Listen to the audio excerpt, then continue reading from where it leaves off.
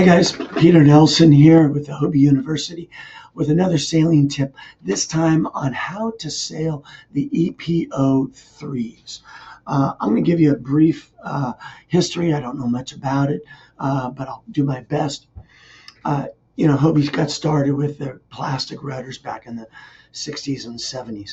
In the 80s, I think it was K2 Ski Company actually started manufacturing EPOs. They're epoxy coated rudders. And these things were stiff. I mean, they were better than sliced bread back in the 80s. I mean, they were stiff and they would hold a line, and all the good sailors started adopting EPOs, start putting them on their boats. And they were the same shape as the original EPO rudder, but just a lot stiffer. Well, the molds got lost. K2 stopped making them. The molds got lost. And for years there, you could not find a performance blade. And so we were all out there scouring Craigslist looking for these old EPOs that we could buy and put on our own boats. Then in the 90s, a company down under, I think out of Australia, started making EPO 2s. And they had gotten a hold of the molds or something, created their own, and now they were making these the blades, and they were making them out of carbon fiber, and they were even actually stiffer than the EPOs.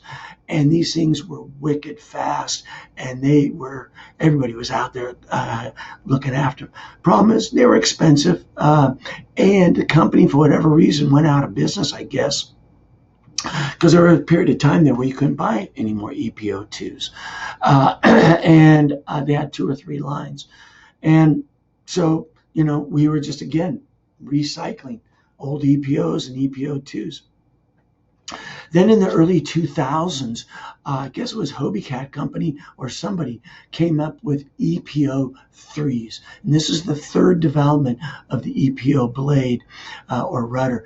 And the EPO 3 made a significant difference. It kept the original shape of the EPO rudder, all right, but it made it a lot thinner. So they put the EPO and the EPO 2s on a diet and made if you look at it head on, the EPO 3 is a much thinner blade.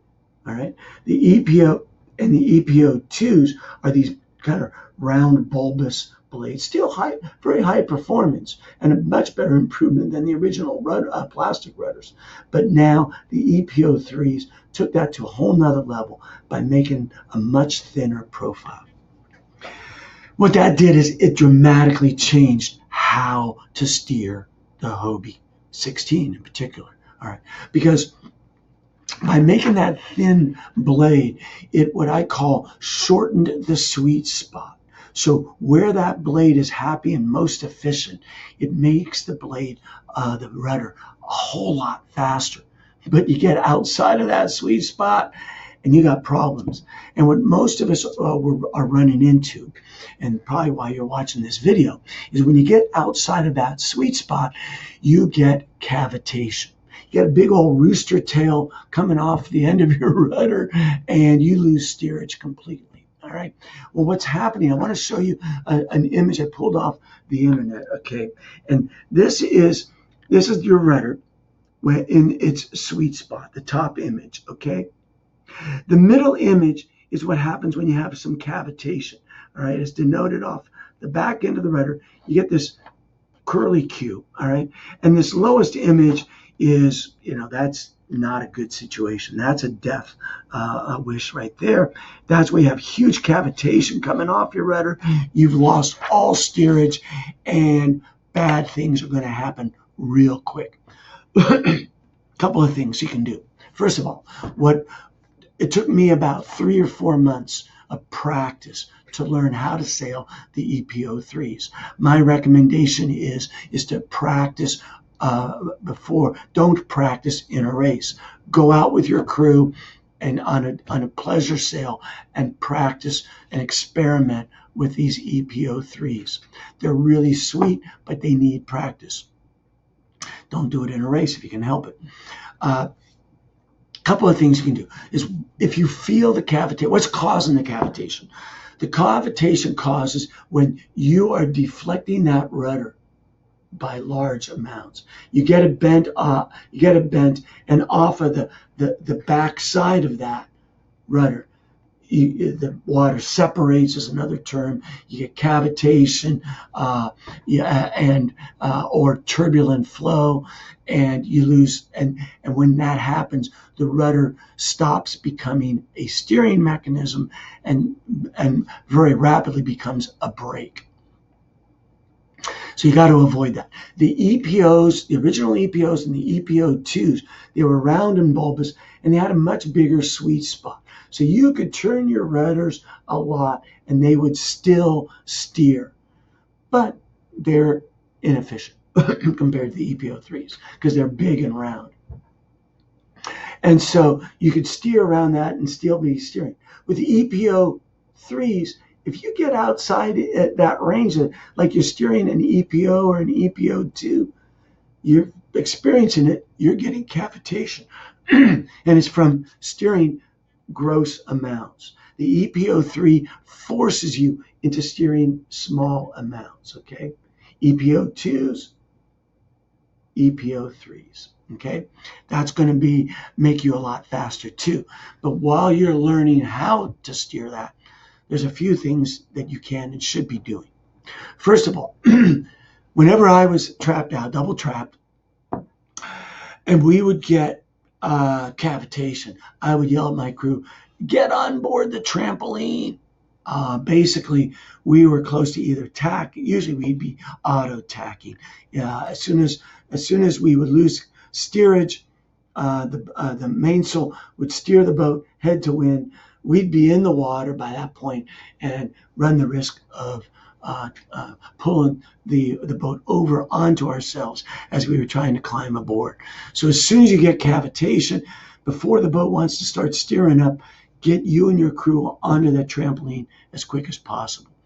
Then release the main, pull on the rudders, and get the boat back to what I would call a normal mode for sailing upwind. Then straighten the rudders out, sheet the main back on, and start all over again like you had just finished tacking. It's slow, and I'm sorry for that. You're just going to have to practice to make it fast. What can you do, though, to prevent cavitation? There's a couple of things you can do. One is in rigging. You can rig your mast further aft. And by rigging the mast further aft, you'll put more load on the rudders. EPO3s like to have a lot of load on them. All right. If you take anything away from this video, that's the one thing. Load up your EPO3s and they will perform for you even at slow speeds.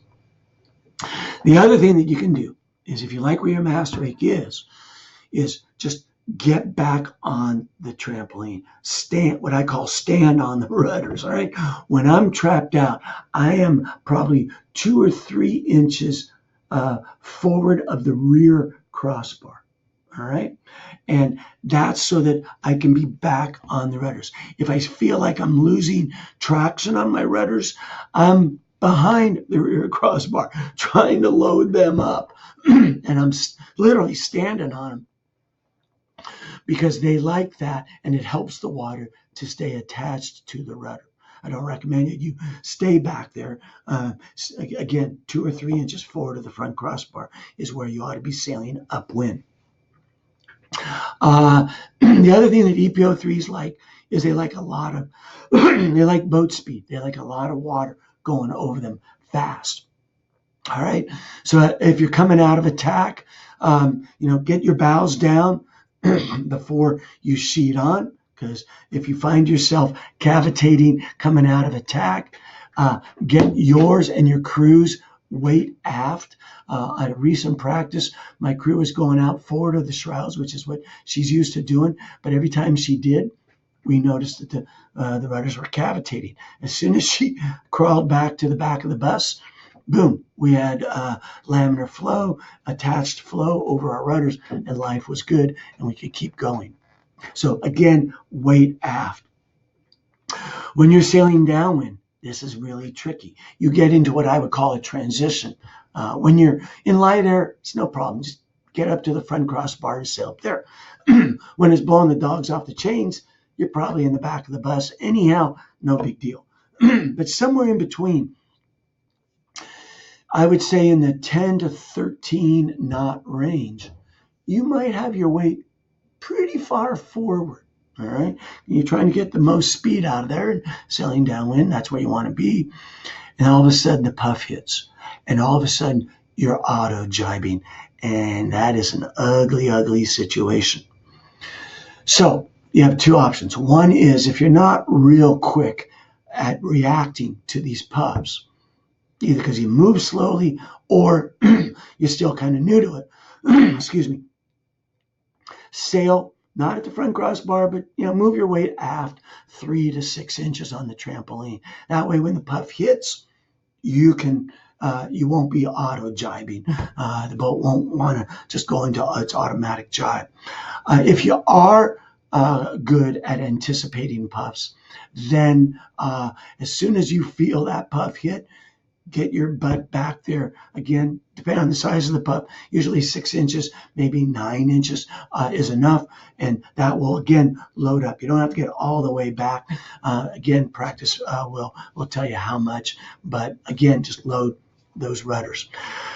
That's how you steer the EPO 3s. You load up the rudders with your weight, preferably a little bit of mass rate, and definitely with the crew weight. If you're trapped out and you're losing the laminar flow on there, again, move your weight aft. Even if it's temporary, you can always move back forward. So I hope that helps. Again, my recommendation is that you practice before you try sailing EPO 3s and regattas. Practice, practice, practice. And in a couple short months, you should be there. Thanks a lot. I look forward to seeing you out on the water.